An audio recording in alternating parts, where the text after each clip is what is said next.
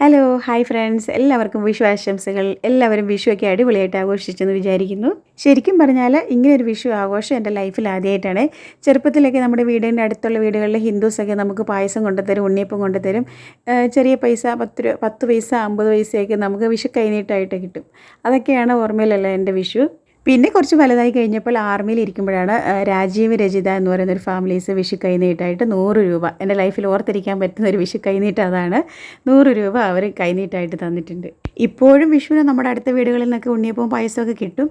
പക്ഷേ ഇങ്ങനെ ഒരു ആഘോഷത്തിലേക്ക് നമ്മളും കൂടെ പങ്കെടുക്കുന്ന ആദ്യമായിട്ടാണ് കേട്ടോ. അപ്പോൾ ഈ വർഷത്തെ വിഷു ആഘോഷം എയർഫോഴ്സ് അക്കാദമിയിലുള്ള മലയാളികൾക്കൊപ്പമാണ്. എല്ലാവരും അവരവരുടെ വീടുകളിൽ കണിയൊക്കെ ഒരുക്കി കണിയൊക്കെ കണ്ട് ഉച്ചയായപ്പോഴാണ് നമ്മൾ ഹാളിൽ എത്തിച്ചേർന്നിട്ടുണ്ടായിരുന്നത്. ഓരോരുത്തർ വരുന്നതനുസരിച്ച് തന്നെ സിംഗിളായിട്ടും ഗ്രൂപ്പായിട്ടൊക്കെ ഫോട്ടോ സെഷൻ നടക്കുന്നുണ്ടായിരുന്നേ. വിഷുവായിട്ട് ഒരു മലയാളി മങ്കയുടെ ഫോട്ടോ എടുക്കാൻ വേണ്ടി ക്യാമറ ഓണാക്കി നടന്നതാണ്. പേരിന് ഏതായാലും 1-2 പേരെ കിട്ടി കേട്ടോ. ഇപ്പോഴത്തെ കാലത്ത് സാരി കൊടുക്കാൻ എല്ലാവർക്കും മടിയാണെന്നേ. അങ്ങനെ ഏകദേശം എല്ലാവരും വന്നു കഴിഞ്ഞപ്പോഴേക്കും ഗ്രൂപ്പ് ഫോട്ടോ എടുക്കാമെന്നുള്ള ധാരണയായി. അവിടെ ഇവിടെയൊക്കെ ആയിട്ട് മാറി നിന്നവരെയൊക്കെ കൊണ്ടുവന്ന് ഒരുമിച്ച് നിർത്തി ഒരു ഫ്രെയിമിൽ കൊണ്ടുവന്ന് ഫോട്ടോ എടുക്കുക എന്ന് പറഞ്ഞാൽ കുറച്ച് ബുദ്ധിമുട്ടുള്ളൊരു കാര്യമാണ്. പ്രത്യേകിച്ച് കുട്ടികളെ ഒരാളെ കൊണ്ടുവരുമ്പോൾ ഒരാൾ പോവും. അങ്ങനെ ഒരു വിധത്തിൽ ഫോട്ടോ സെഷനും കഴിഞ്ഞു. വിഷുക്കണി കഴിഞ്ഞാൽ പിന്നെ വിഷുവിൻ്റെ പ്രധാന ആഘോഷം എന്ന് പറയുന്നത് സദ്യ കഴിക്കുക എന്നാണല്ലോ. അപ്പോൾ പിന്നെ സദ്യ കഴിക്കാമെന്ന ധാരണയിലായി. ചോറ്, സാമ്പാർ, പായസം, കൂട്ടുകറി, പപ്പടം, അങ്ങനെ വലിയ ഐറ്റംസൊക്കെ നമ്മൾ പ്രോഗ്രാം ഹാളിൻ്റെ അടുത്ത് തന്നെയുള്ള കിച്ചണിലാണ് ഉണ്ടാക്കിയിട്ടുണ്ടായിരുന്നത്.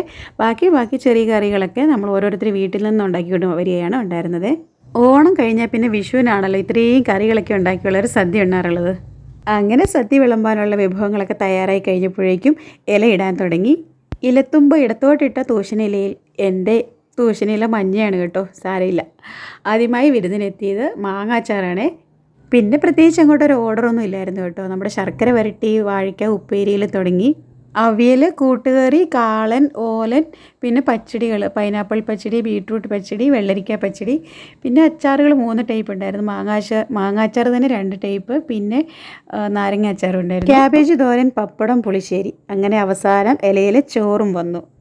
ചോറിലേക്ക് വറുത്തരച്ച സാമ്പാറും പരിപ്പ് കറിയും ഒഴിച്ചു. ഇനി കഴിച്ചു തുടങ്ങിയാലോ.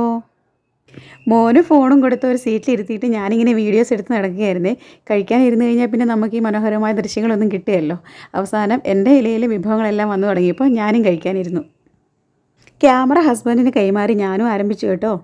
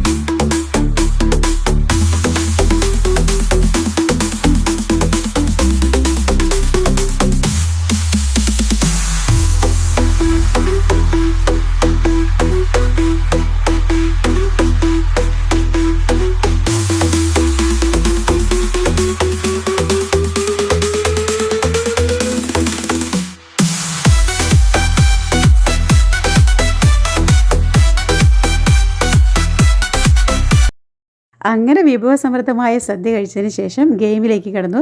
കുട്ടികളുടെ മിഠായി പെറുക്കലായിരുന്നു ആദ്യം ഉണ്ടായിരുന്നത്. മിഠായി പെറുക്കലായതുകൊണ്ട് തന്നെ കുട്ടികൾക്കെല്ലാം ഭയങ്കര ഇൻട്രസ്റ്റ് ആയിരുന്നു. പിന്നെ അങ്ങോട്ട് വാശിയേറിയ ഒരു മത്സരം തന്നെയായിരുന്നു.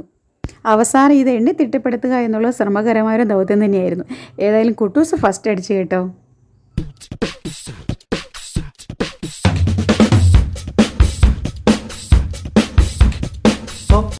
അതിനുശേഷം കുട്ടികളുടെ കസേരകളിയായിരുന്നു. അത് കഴിഞ്ഞ് ലേഡീസിൻ്റെ കസേരകളി ഉണ്ടായിരുന്നു. മത്സരം എന്ന് കേട്ട് കഴിഞ്ഞാൽ എല്ലാവരും തന്ത്രശാലികളാണ്. കസേര വിട്ട് ഒരു കളിയുമില്ല. നമ്മളും തോറ്റുകൊടുക്കാൻ പാടില്ലല്ലോ. അങ്ങനെ എനിക്ക് സെക്കൻഡ് കിട്ടി കേട്ടോ.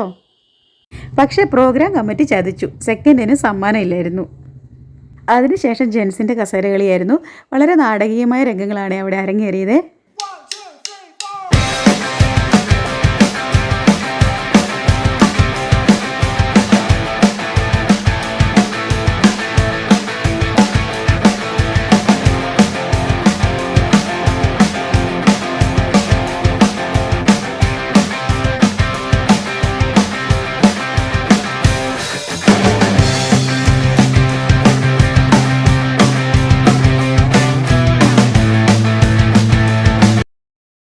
ഏതായാലും കസേരകൾ കഴിഞ്ഞപ്പോഴേക്കും 3 കസേര ഒടിഞ്ഞിട്ടുണ്ടായിരുന്നു. 4ാമത്തെ കസേര ഒടിയാതിരിക്കാനായി പ്രോഗ്രാം കോർഡിനേറ്റർ കസേരയിൽ തന്നെ പിടിച്ചിട്ടുണ്ടായിരുന്നു. പക്ഷേ ഏതായാലും കസേര ഒടിഞ്ഞില്ല. പകരം ഫസ്റ്റ് കിട്ടിയ ആളുടെ നടുവാണ് ഒടിഞ്ഞതെന്ന് പറയുന്നത് കേട്ടു. പിന്നെ നടന്ന വാശിയേറിയ സുന്ദരിക്ക് പൊട്ടിത്തൊടിയിൽ മത്സരമായിരുന്നു. പക്ഷേ എനിക്കതിന് വീഡിയോ എടുക്കാൻ പറ്റിയില്ല.